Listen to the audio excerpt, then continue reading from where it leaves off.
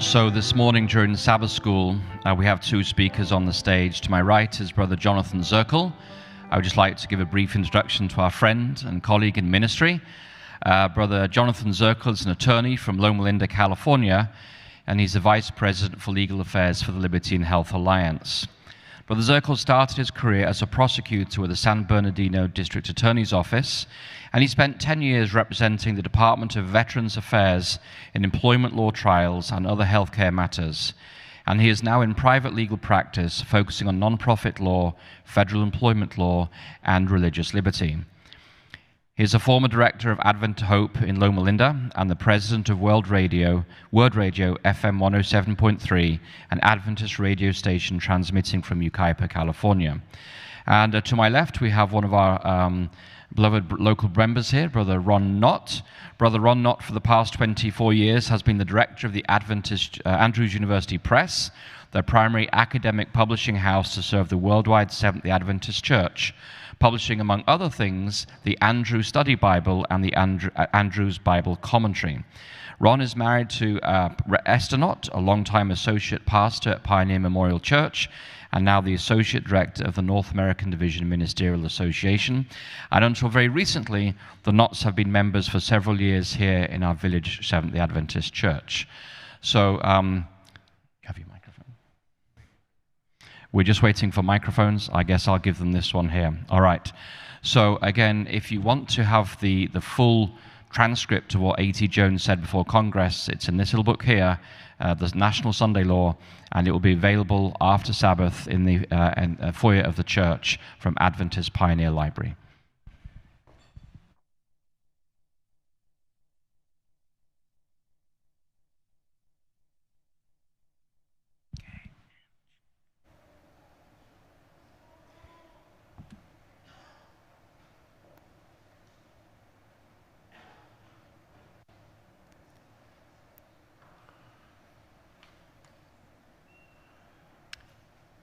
Then perhaps you could go ahead and advance to the next slide, please.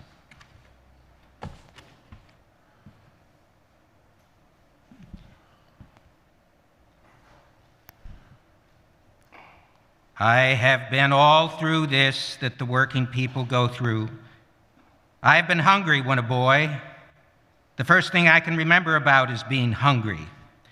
I know how the working people feel. I have tugged along through the week and been tired out Saturday night, and I have been where I would have been compelled to work to the next Monday morning if there had been no law against it. The tired and hungry men, women, and children all over this country want a chance to lie down and rest for 24 hours out of the whole 7 days. United States Senator Henry W. Blair. On December 13, 1888, Alonzo T. Jones, a noted and by then even notorious 38-year-old Adventist editor and preacher, represented the Seventh-day Adventist Church in testimony before the Education and Labor Committee of the United States Senate. That committee was chaired by Henry W. Blair, Republican senator from New Hampshire who had authored what became known as the Blair Sunday Bill, the first ever proposed national Sunday law. Even taken by itself, simply on its face, the dialogue between Blair and Jones is of great interest to anyone who has an interest in great moments in religious liberty. But for Adventists, the context makes it even more interesting and more relevant to today. So before we get to the Reader's Theater part, we will take just a few moments to give some of the background. First, who was Henry W. Blair? Blair was born in 1834 into a strongly religious and civic-minded farming family in New Hampshire, and after his father was killed in an accident when Blair was 2 years old, his immediate family was plunged into deep poverty, with his mother working at odd jobs to keep Henry and his siblings together. He knew great deprivation during that time, and as noted in that opening statement, even great hunger. When his mother died when he was 7 years old, he was taken in by a foster family. Poverty kept him out of college, but his vigorous self-education eventually prepared him for a career in law. In 1875, he was elected to the U.S. House of Representatives, and in 1879 to the United States Senate. Blair was a radical Republican reformer.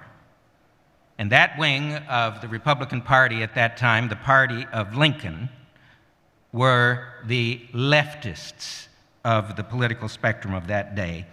Blair became known as a champion of the poor and downtrodden. The legislation he wrote or sponsored had a general theme of making improvements in social welfare and living and labor conditions for the oppressed common people, such as he had once been. With this political reputation, he was a natural potential champion for those many powerful organizations that were advocating for national Sunday legislation, among them the Women's Christian Temperance Union, the National Reform Association, the Lord's Day Alliance, and representatives of certain labor organizations. Now, I invite you to consider his picture. That is a good, honest, earnest face. And by all accounts, Blair was a good, honest, earnest man. And while we might look back and reflexively view him as the personification of the first great national evil threat to that liberty we hold most dear, I would point out that in that picture, you do not see anything that looks like the second beast of Revelation 13. And that is an important point. Good people can create bad law. Of course, bad people can too, and often do, and sometimes even bad people can help good people prevent bad law. And there is a particular item in Blair's biography that bears some ironic interest to Adventists. We said that when his mother died, leaving him an orphan, he was taken in by a foster family. When he was 9 years old, on a certain day in the fall of 1844, his foster family arranged for him to stay behind at the farm, tending the animals in the barn, while his foster family joined other relatives in a nearby town on Tuesday, October 22, to wait for Jesus to come. For some period in his young life, Henry W. Blair was raised in a family of Millerites, Adventists. That's a brief sketch of Henry W. Blair, who was Alonzo T. Jones. He was born in 1850 in Ohio, joined the Army in 1870, and while posted to a garrison in Walla Walla, Washington, was baptized during a tent evangelism effort. He was a voracious reader with a passion for history and Bible prophecy. He plunged himself into evangelism, raising up churches wherever he worked, and was immediately recognized as a rising star for the church in the Pacific Northwest. He was ordained to the ministry just 3 years after his baptism. His skill as a persuasive speaker was matched by his abilities as a writer, and soon he was on the staff of the Signs of the Times Journal, and by the mid-'80s was working with Elliot J. Wagner on a vigorously toned religious liberty journal called The American Sentinel. His passion for history and Bible prophecy unintentionally put him at odds with Uriah Smith, the church's semi-official prophetic expositor, because Jones was able to show respectfully that some of Smith's positions could not be supported by good history. And this, of course, put a little distance between him and the so-called, and we say that respectfully, old guard back in Battle Creek, even while his close comrade Wagner was doing the same thing on some theological matters of understanding on the law in Galatians, and the general topic of righteousness by faith. Both Jones and Wagner created a stir, first at the 1886 General Conference session, and of course at the 1888 session in Minneapolis. So that's Jones. Finally, what was the political, social, and religious context of Blair's bill? In the 1880s, nearly all states had explicit Sunday laws prohibiting certain kinds or all kinds of labor on Sundays. Some states in the South, notably Alabama and Tennessee, started enforcing them with particular vigor in the mid-1880s, and in some cases the enforcement seemed to be unfairly targeted specifically against Seventh-day Adventists and Seventh-day Baptists. And others have detailed the history of those serious problems and how the church and Ellen White dealt with it. When Henry W. Blair introduced his bill in the U.S. Senate on May 21, 1888, Jones and Wagner went into overdrive in drawing national attention to the crisis through the pages of the American Sentinel and in other avenues.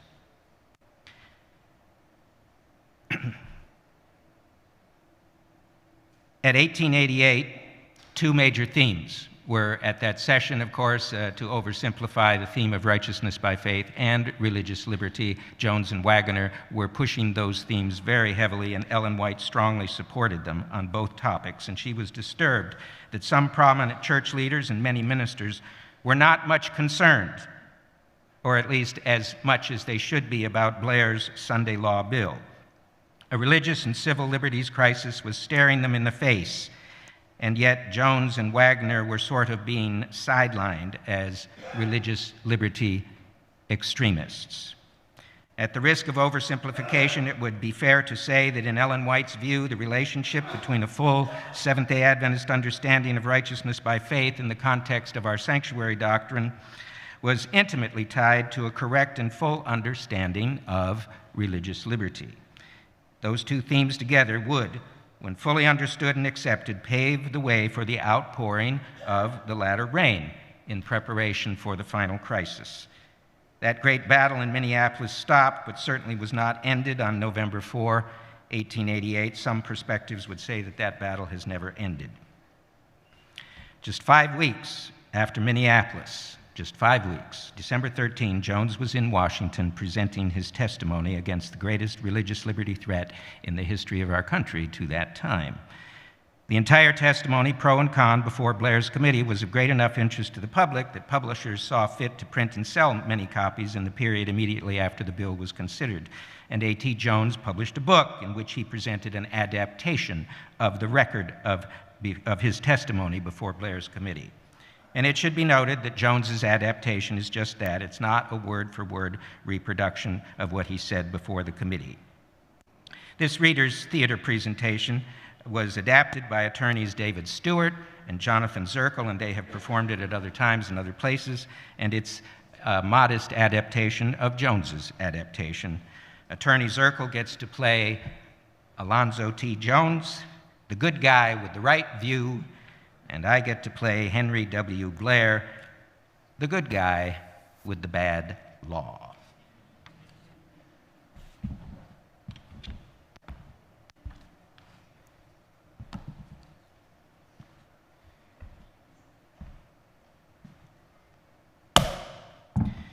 This meeting will come to order. I want to thank our distinguished witnesses for appearing before this committee. Today, the purpose of this hearing is to consider a bill proposed by yours truly and reads as follows. A bill to secure to the people the enjoyment of the first day of the week, commonly known as the Lord's Day, as a day of rest, and to promote its observance as a day of religious worship. Be it enacted by the Senate and House of Representatives of the United States of America in Congress assembled, that no person or corporation or the agent, servant, or employee of any person or corporation shall perform or authorized to be performed any secular work, labor, or business to the disturbance of others, works of necessity, mercy, and humanity accepted, nor shall any person engage in any play, game, or amusement, or recreation to the disturbance of others on the first day of the week, commonly known as the Lord's Day, in any territory, district, vessel, or place subject to the exclusive jurisdiction of the United States, nor shall it be lawful for any person or corporation to receive pay for labor or service performed or rendered in violation of this section. The object of this bill is to secure to the whole people rest and the religious observance of the Sabbath day. Mr. Jones, I understand you would like to be heard about this bill. Yes, thank you. That is correct. Where do you reside? In Michigan. I teach history at Battle Creek College. You have 45 minutes, Professor. It is now 10:15. You may begin your argument.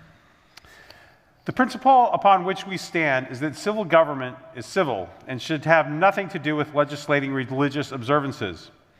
When the Pharisees asked Christ whether it was lawful to give tribute to Caesar or not, he replied, "Render unto Caesar the things that are Caesar's, and unto God the things that are God's." In this, the Savior certainly separated that which pertains to Caesar from that which pertains to God. We are not to render to Caesar that which pertains to God. May not the thing due to Caesar be due to God also? No, sir. Having drawn the distinction between that which belongs to Caesar and that which belongs to God, if it be true and that the same things belong to both, than he did entangle himself with it in his talk. Is it not a requirement of God's that we render to Caesar that which is due to Caesar? Yes. If Caesar is society, and the Sabbath is required for the good of society, does not God require us to establish the Sabbath for the good of society? And if society makes a law accordingly, is it not binding? It is for the good of society that men shall be Christians, but it is not in the province of the state to make Christians. For the state to undertake to do so would not be for the benefit of society. It never has been, and it never can be. Do you not confuse the matter? A thing may be required for the good of society, and for that very reason be in accordance with the will and the command of God. God issues his commands for the good of society, does he not? God does not give us commands that have no relation to the good of society. His commands are for the good of man. Man is society. It is made up of individual men. But God has differentiated the duties we owe to him and the duties we owe to our fellow men. Only in those things in which our duty pertains to our fellow men should civil government be involved. Man would obey God in obeying civil society. In the things which pertain to our duty to God, society has nothing to do. The people, I care not how many there are, have no right to invade your relationship to God nor mine. This rests between the individual and God through faith in Jesus Christ. As the Savior made this distinction between that which pertains to Caesar and that which is God's, when Caesar exacts of men that which pertains to God, then Caesar is out of his place. And insofar as Caesar is obeyed there, God is denied. Caesar is demanding what does not belong to him and usurps the place and the prerogative of God. This Sunday bill proposes to legislate in regard to the Lord's Day. If it is the Lord's Day, we are to render it to the Lord, not to Caesar.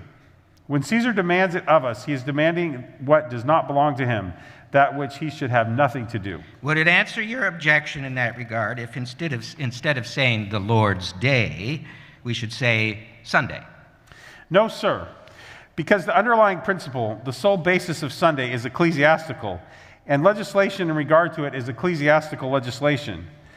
The reply may be in Christ's own words, "Show me the Lord's Day. Whose image and superscription does it bear?" The Lord's, to be sure. This very bill, which is under discussion here today, declares it to be the Lord's Day. So Christ's words apply to this, bearing the image and superscription of the Lord. Render therefore to the Lord the things that are the Lord's, and to Caesar the things that are Caesar's. If it does not bear the image and superscription of Caesar, it does not belong to him, and it is not rendered to him. Again, take the institution of the Sabbath. It is lawful to render Sabbath observance to Caesar or not. Show us the Sabbath. Whose image and superscription does it bear? The commandment of God says, "It is the Sabbath of the Lord thy God. It bears his image and superscription and his only. It belongs wholly to him. Caesar can have nothing to do with it. It does not belong to Caesar. Its observance cannot be rendered to Caesar, but only to God. For the commandment is, remember the Sabbath day to keep it holy.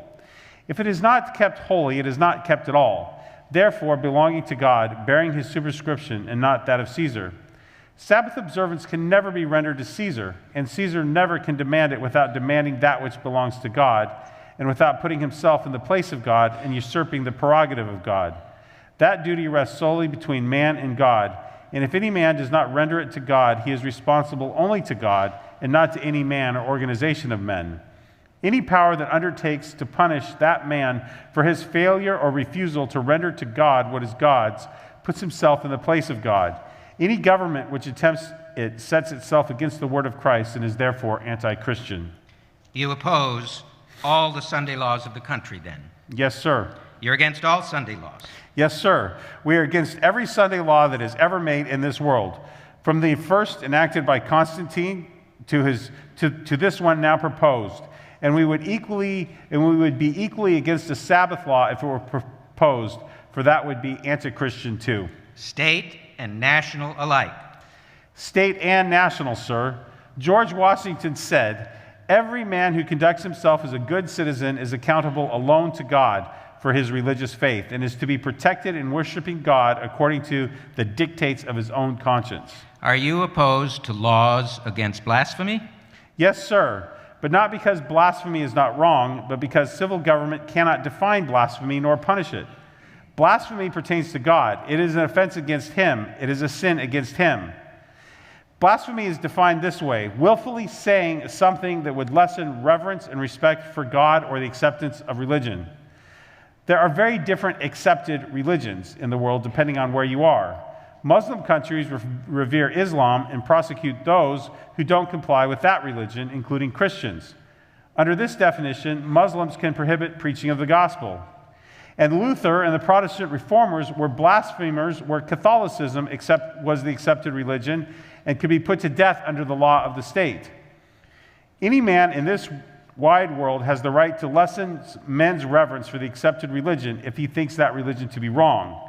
If blasphemy be a proper subject of legislation by civil government, if it be right for a government to make itself the defender of the faith, then the Roman government did perfectly right in prohibiting under penalty of death the preaching of the gospel of Jesus Christ. The Christians had to tell the Roman Empire that the Roman gods were no God and that there was a higher idea of God.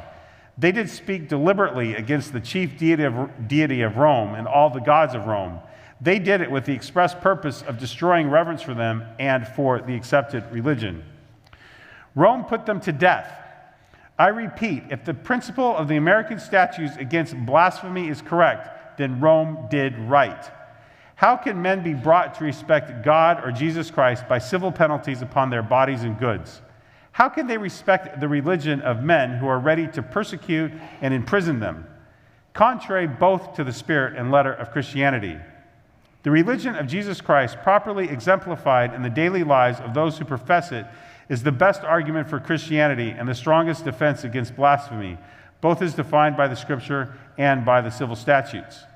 The only use that has ever been made of any such laws in any country is to give some religious bigots who profess the popular religion an opportunity to vent their wrath upon persons who disagree with them. Any man who truly possesses the religion of Christ will have enough of the grace of God to keep him from endangering the public tranquility when his religion is spoken against. We stand exactly where early Christians stood. When Paul spoke in the Roman Empire, he was blaspheming according to the law and was properly put to death under the very principle upon which the American blasphemy laws are based. The law was wrong, you say. Certainly the law was wrong. The Roman law was that no man should have particular gods of his own, gods not recognized by the Roman law. That law was not for the good of society? No, sir. Certainly it was not. Then you have to repeal or obey it. It ought to be repealed. You deny the right of the majority, in other words, to make a law in conformity with which the whole shall practice in society? I deny the right of any civil government to make any law respecting anything that pertains to man's relationship to God under the first 4 of the 10 Commandments. I wish right here to show further that this is not only the principle of the word of Jesus Christ, but also the American Constitution. Congress shall make no law respecting an establishment of religion or prohibiting the free exercise thereof. If things pertaining to God be a proper subject of legislation by civil government, then no Christian was ever persecuted, and there has never been persecution in this world. All the Roman Empire did in killing Christians was to enforce the law. Is not the law wrong? Did not the Christians have the right to attack the law? Our national constitution embodies the very principle announced by Jesus Christ that the civil government shall have nothing to do with religion or with that pertains to God, but shall leave that to every man's conscience and his God. As long as he is a good citizen, the nation will protect him and leave him perfectly free to worship whom he pleases, when he pleases, as he pleases, or not to worship at all if he pleases. The Constitution says Congress shall make no law respecting an establishment of religion or prohibiting the free exercise thereof. In 1796, a treaty was made with Tripoli in which it was declared that the government of the United States of America is not in any sense found on the Christian religion. This treaty was signed by President Washington. It was not out of disrespect to Christianity that this clause was inserted in that treaty. On the contrary, it was entirely on account of the respect for religion and the Christian religion in particular as being beyond the province of civil government, pertaining solely to the conscience and resting entirely between the individual and God. The great historian Mr. Bancroft, in his History of the Constitution of the United States, says it well. In the earliest states known to history, government and religion were one and indivisible. No one thought of vindicating religion for the consciousness of the individual till a voice in Judea breaking day for the greatest epoch in the life of humanity by establishing a pure, spiritual, and universal religion for all mankind, enjoined to render Caesar only that which is Caesar's. No sooner was this religion adopted by the chief of the Roman Empire than it was shorn of its character of universality and enthralled by an unholy connection with the unholy state, and so it continued till the new nation, the chief heir of the Reformation in the purest forms, the United States, refused to treat faith as a matter to be regulated by a corporate body or having a headship in a monarch or a state. Vindicating the right of individuality, even in religion, and in religion above all, the new nation dared to set the example of accepting in its relations to God the principle first divinely ordained by God in Judea. It left the management of temporal things to the temporal power. But the American Constitution withheld from the federal government the power to invade the home of reason, the citadel of conscience, the sanctity of the soul, and not from indifference, but that the infinite spirit of eternal truth might move in its freedom and purity and power. Wouldn't Sunday laws have a good non-religious purpose? The object of the bill is religious. Dr. Crafts said this: taking religion out of the day takes the rest out. Joseph Cook says, the experience of centuries shows that you will live in vain endeavoring to preserve Sunday as a day of rest unless you preserve it as a day of worship. Dr. Everts declared Sunday to be a test of all religion. You've got to establish, it seems to me, before you can defeat the ground of Sunday laws, that Sunday laws are not for the good of Caesar, that is, not for the good of society. For the state to prohibit work is to enforce idleness. Idleness is the root of unlimited evil. It would be far better to allow men to follow their honest occupation on Sunday as they do other days of the week than to compel them to be idle and thus subject them to the temptations and evil that beset men in this world. More than this, to prohibit men from following their honest occupations at any time under penalties of fine or imprisonment is for the state to relegate honest occupations to the realm of crime and put a premium upon idleness and recklessness. So on one hand, people can be idle and engage in all kinds of wickedness and not be prosecuted. But on the other hand, a quiet, industrious person can engage in an honest occupation and be prosecuted. No state can afford to make crimes of honest occupations. The only way to keep the day from being idle is for people to worship God in church. But if people don't do this voluntarily, the church would employ the state to enforce it by sanctions. For a man to tender obedience to God when he has no love for God in his heart only dishonors God and does violence to his own nature. For the state to exert its power in compelling man to act religiously and pretend to honor God when they have in the heart no love for God is only to force them into hypocrisy and to compel them to commit sin, which, increased and multiplied by the exertion of national power, can end only in speedy ruin. In 1887, at the WCTU National Convention, the president of the WTCU stated in his address, "The Women's Christian Temperance Union, local, state, national, and worldwide, has one vital, organic thought, one all-absorbing purpose, one underlying enthusiasm, and that is that Christ shall be the world's king, yea, verily, this world's king in its realm of cause and effect, king of its courts, its camps, its commerce, king of its colleges and cloisters, king of its customs and constitutions. The kingdom of Christ must enter the realm of law through the gateway of politics." But Christ himself said, "My kingdom is not of this world." Jesus Christ has his entrance through the gateway of the gospel, not through politics. Should the government legislate morality? It depends. The first 4 commandments or the last 6? If God could enforce the Sabbath in a theocracy, shouldn't a civil government do the same thing to control the establishment of good order in society? A theocracy is a moral government, and we are under a civil government which shall not be involved in religious matters. The Lord made the Sabbath and governed the Jewish nation for nearly 3,000 years with the Sabbath. Do you think the Sabbath was for the good of the Jewish people or for their injury? It was established for the good of the human race.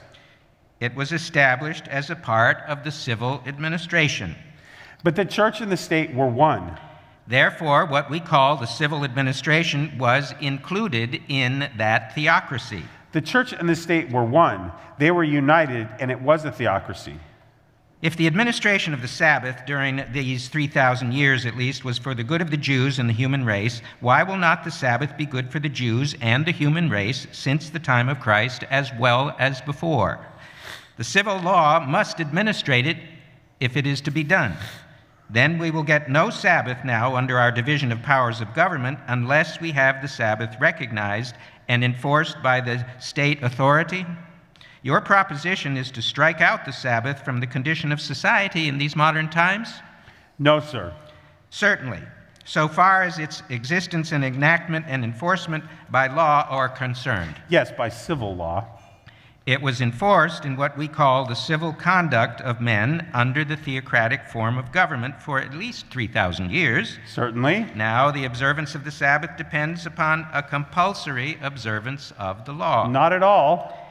It required the law of God, which he enforced by death, by stoning men to death when they violated it, and we have the Sabbath day only by virtue of what we call the civil law, which is equally a part of God's law.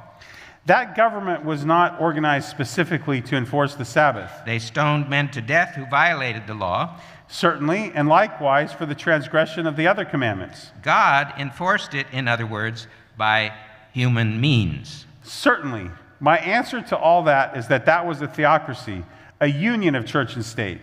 The church was the state, and the state was the church. You say now that there is no state to enforce it.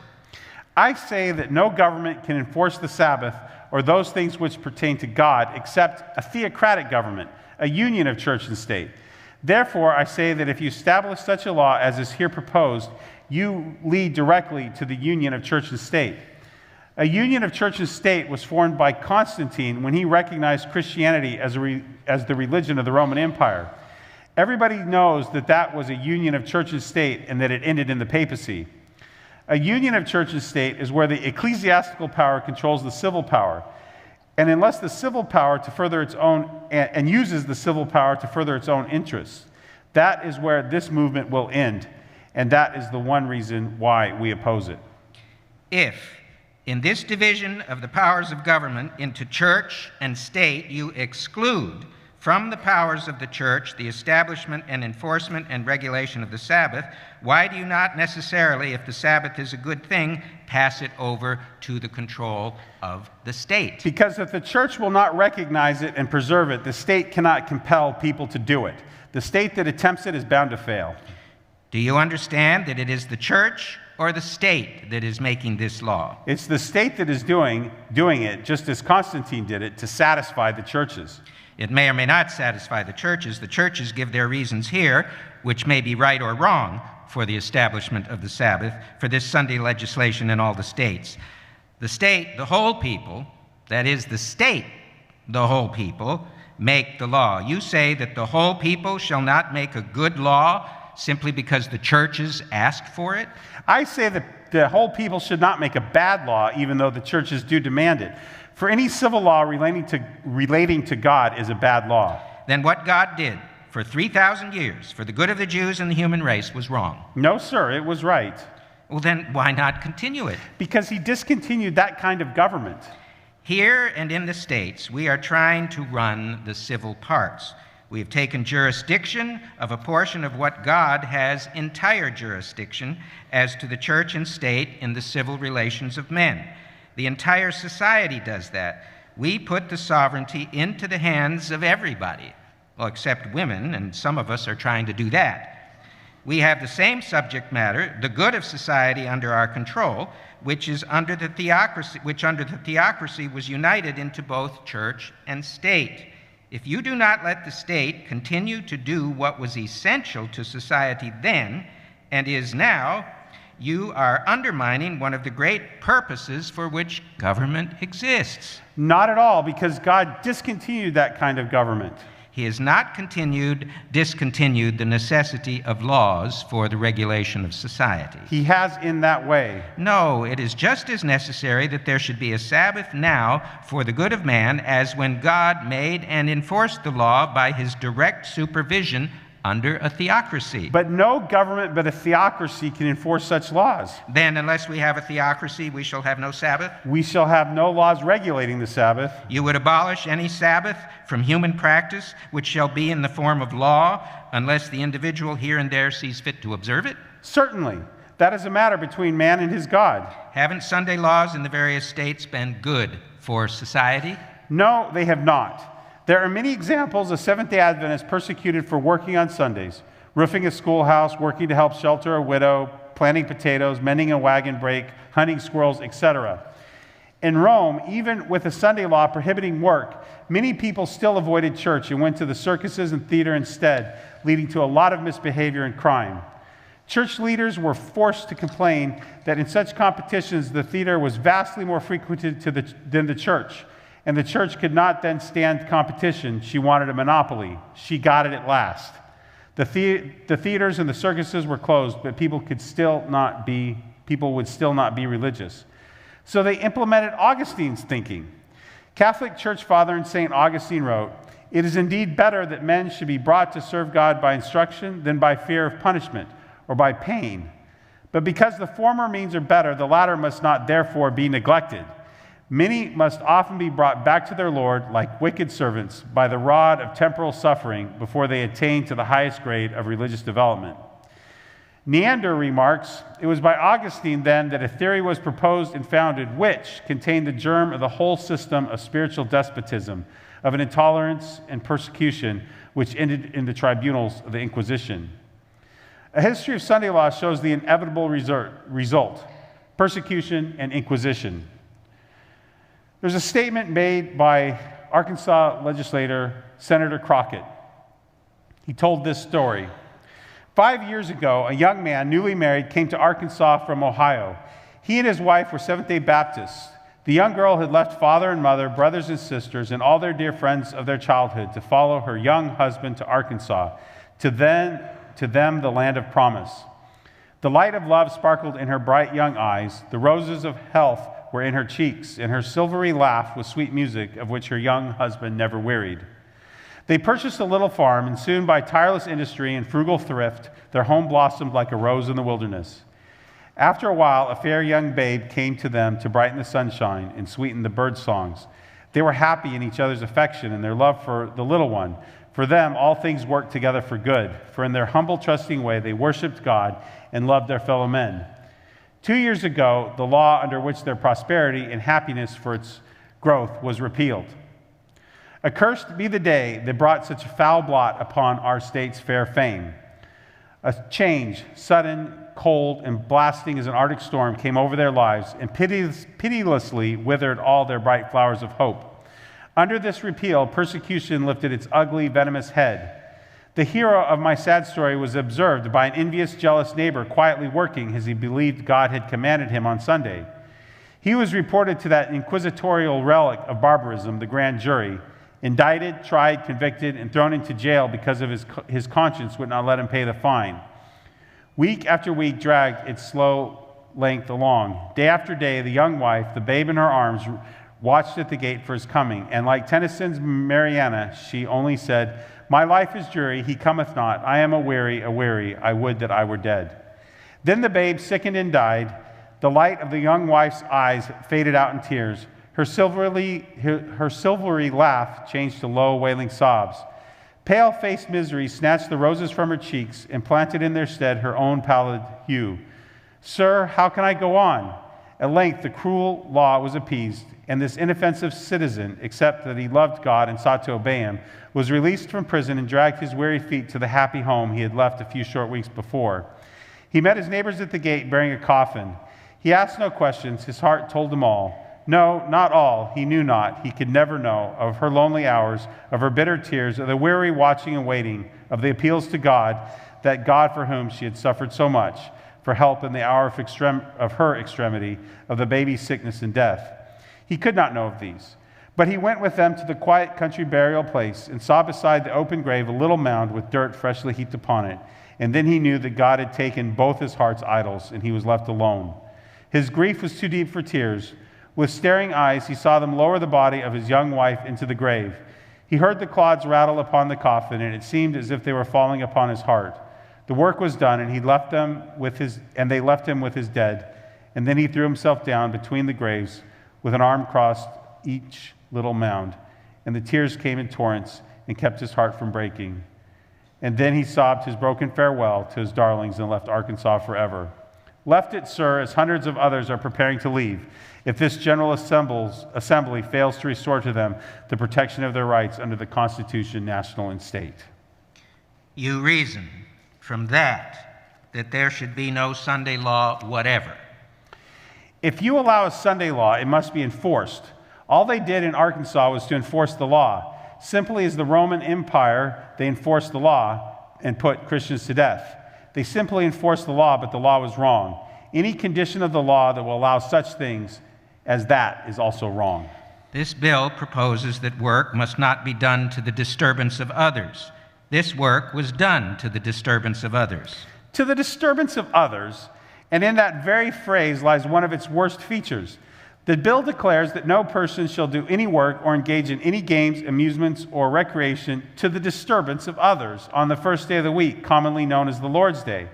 This leaves it entirely with the other men to say whether my actions disturb him.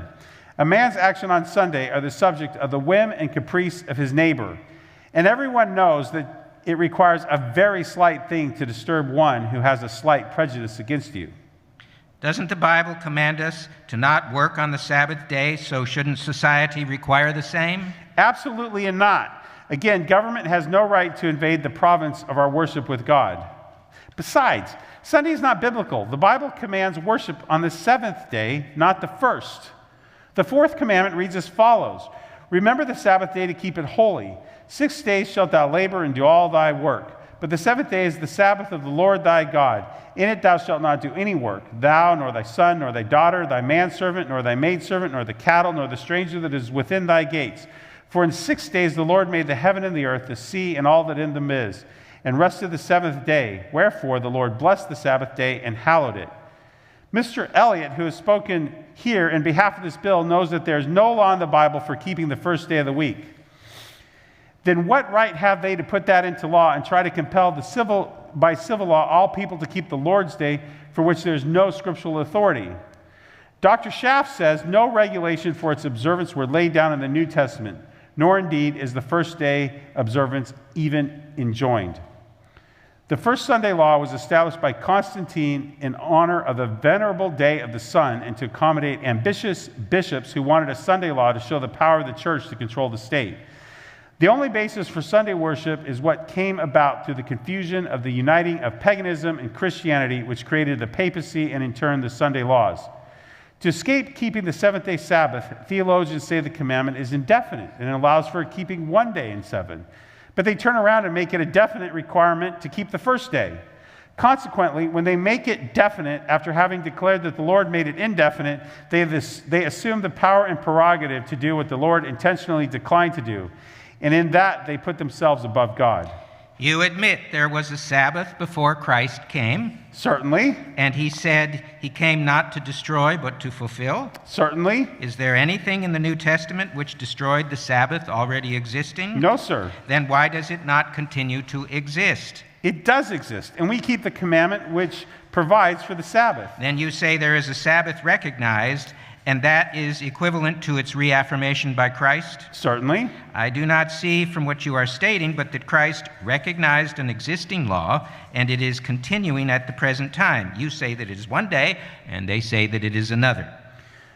But they are after a law to enforce the observance of the first day of the week as the Lord's Day, when they confess that the Lord never gave any commandment in regard to it. The commandment which God gave says that the seventh day is the Sabbath. Is it still the Sabbath? Certainly, and we keep it, but we deny the right of any civil government to compel any man either to keep it or not to keep it. How is it that a theocracy can embrace everything that pertains to government, But another form of government cannot embrace the same things as a matter of theocracy. If the purpose of a government, whatever kind, theocratic, monarchical, or republican, is not to control the establishment of a well-ordered society, pray, what is its purpose?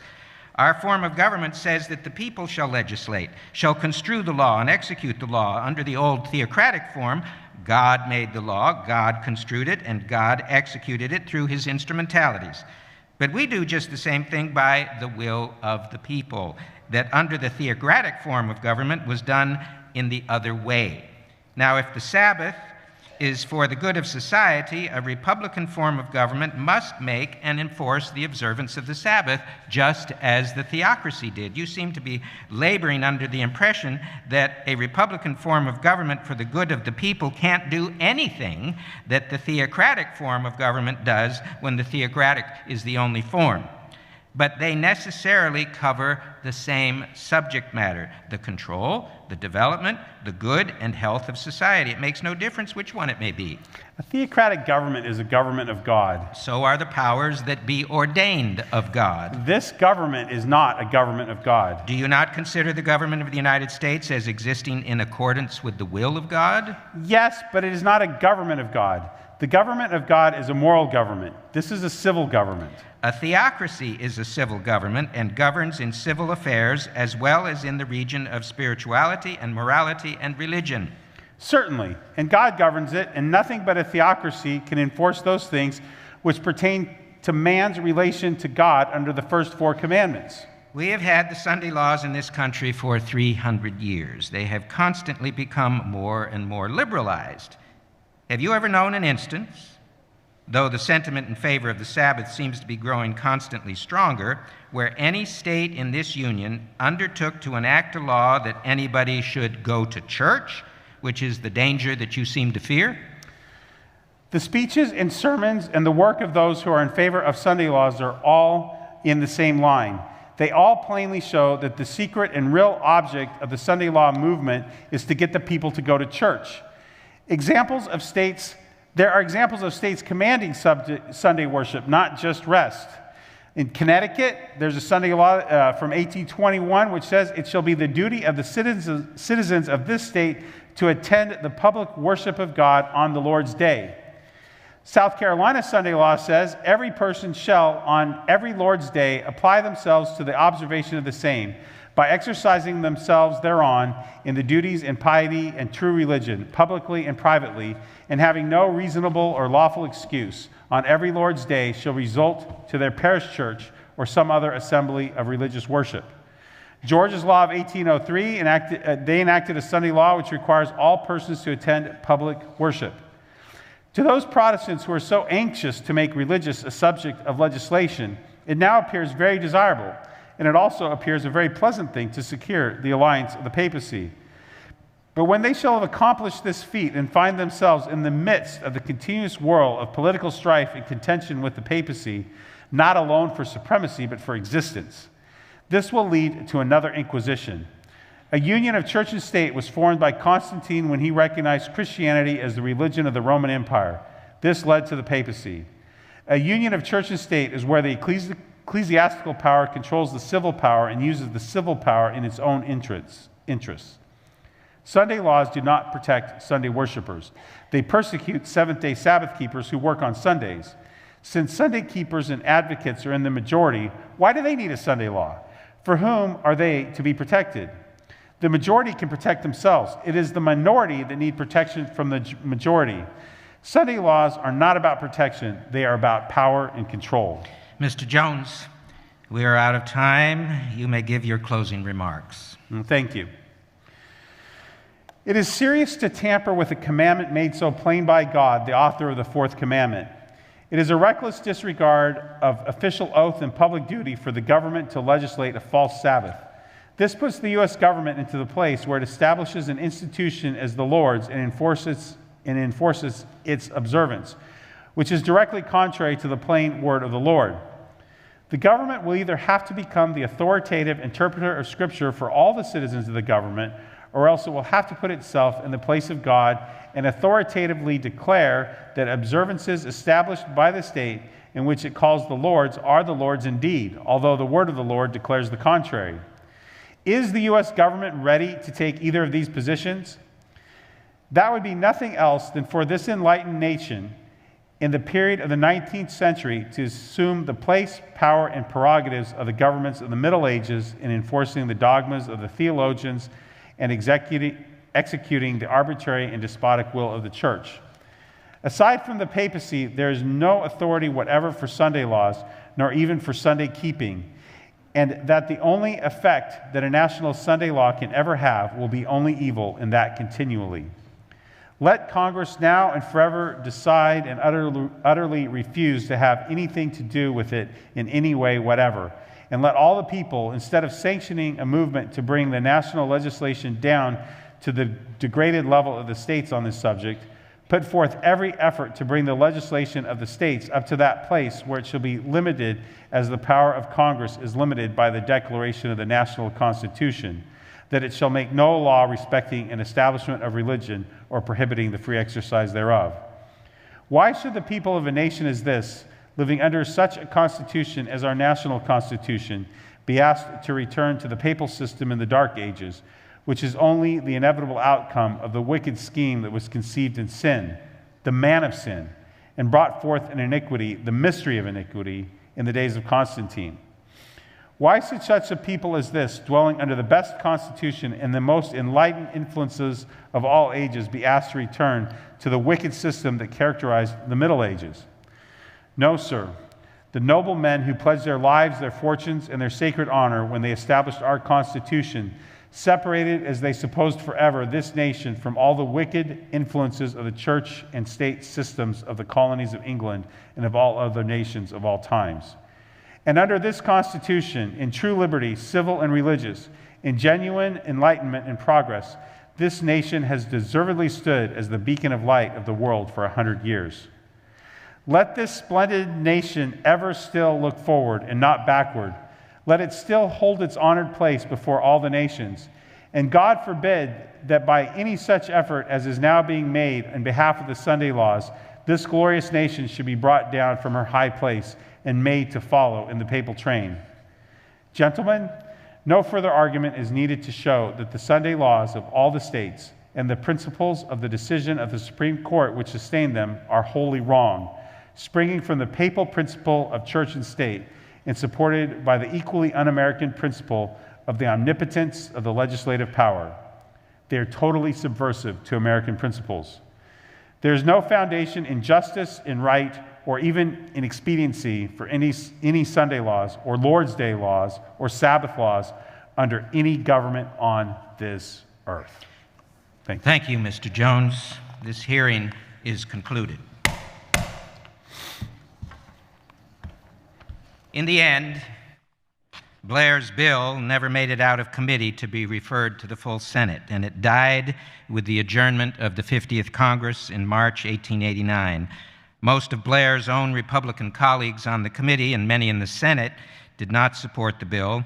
There were a great many different reasons why various groups opposed the bill, but historians of Blair's legislation readily acknowledge first-place prominence of Seventh-day Adventists in leading the opposition. Blair tried a second time in December of 1889, but his bill never even got a hearing. For Adventists, the threat had passed, and church historians may have different views as to why. After all, we have some spirit of prophecy evidence that Jesus could have come in the 1880s and 90s. One side of Adventist thought may implicitly argue that the threat passed because it was the natural course of human and political events. Jones and Wagner did a good job of killing it, or that the gospel of the kingdom had not yet been preached in all the world. Another side of Adventist thought may argue that the threat passed because the church was not ready for the crisis, that because of the debacle in Minneapolis, the church was not ready for the latter rain that would have prepared them to do a final work of proclaiming, as Ellen White repeatedly emphasized, the loud cry of the third angel's message. Again, Adventist historians, both academic and lay, may be debating that until Jesus comes. But as it continues, Perhaps we can hope, and I say this with a twinkle in my eye, that the debate among us will not again actually prevent Jesus from coming.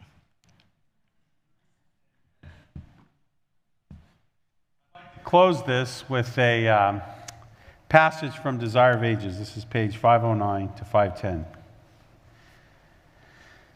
It reads as this: Today in the religious world, there are multitudes who, as they believe, are working for the establishment of the kingdom of Christ as an earthly and temporal dominion.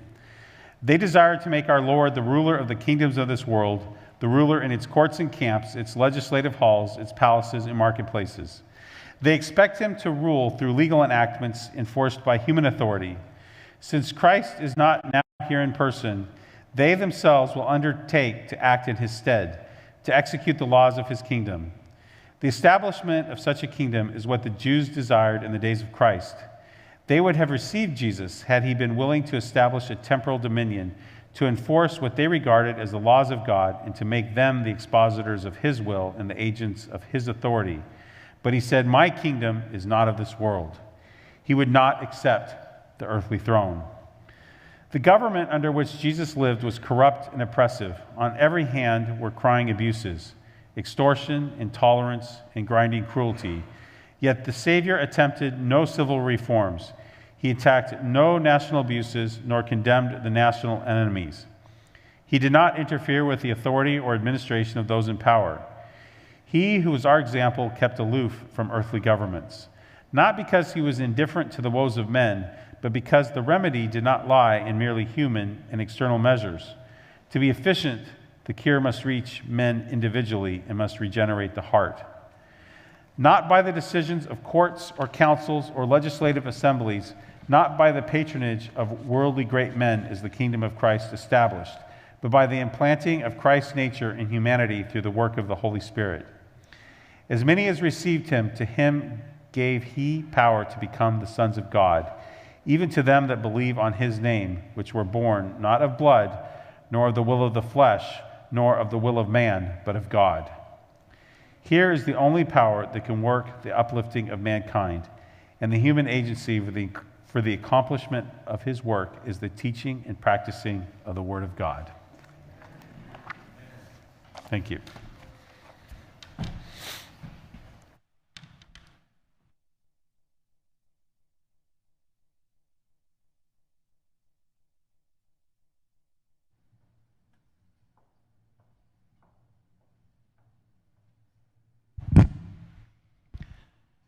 I'm sure you'll all like to join with me in expressing our appreciation for Brother Ron Knott and Brother Zirkle as they shared with us this testimony from Congress this morning. We've now come to the conclusion of our Sabbath school. There will be a 10-minute break, and we'll rejoin for our main worship service at 11:20. If you're going to remain in the sanctuary, please remain in reverent silence. Thank you very much.